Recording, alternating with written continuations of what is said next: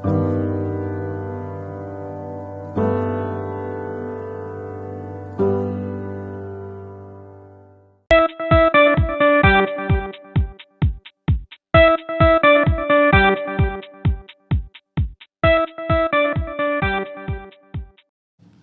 guys, welcome to my channel Simply Abacus. This is my first video and today I will tell you about the Abacus tool. Abacus tool में अलग अलग beats की अलग अलग values होती हैं।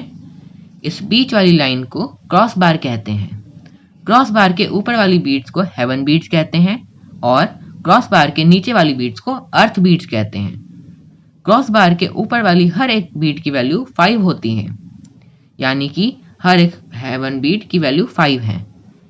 इसकी वैल्यू 5 है, इसकी वैल्यू 5 है, इसकी वैल्यू 5 है और इसकी भी वैल्यू 5 है। इन सभी ऊपर वाली बीट्स की वैल्यू 5 है। क्रॉस बार के नीचे वाली सभी बीट्स की वैल्यू 1 होती है।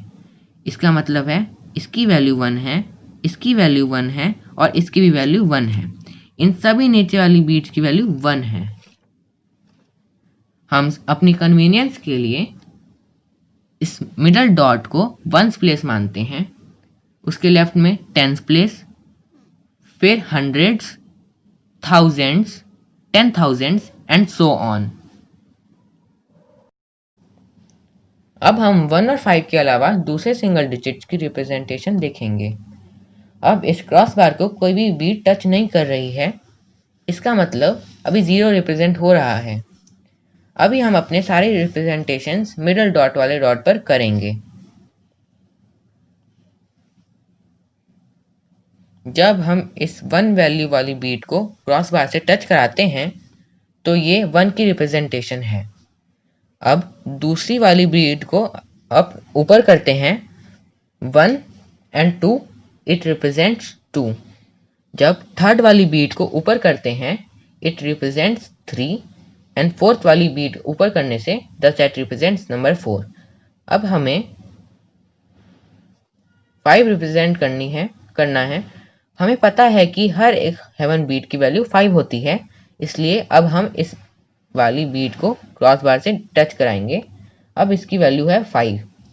6 रिप्रेजेंट करने के लिए 1 वैल्यू वाली बीट को ऊपर कर देंगे और 5 वाली बीट को भी नीचे रखेंगे। 5 एंड 6। अब एक और 1 वैल्यू वाली बीट आगे करेंगे 5, 6 एंड 7। एक और बीट आगे करने से ये सेट 8 रिप्रेजेंट करता है। एक और बीट आगे करने से द सेट रिप्रेजेंट्स 9। ये थी हमारी सिंगल डिजिट्स। आज की वीडियो में बस इतना ही। नेक्स्ट वीडियो में सिंगल डिजिट की एडिशन सिखाएंगे।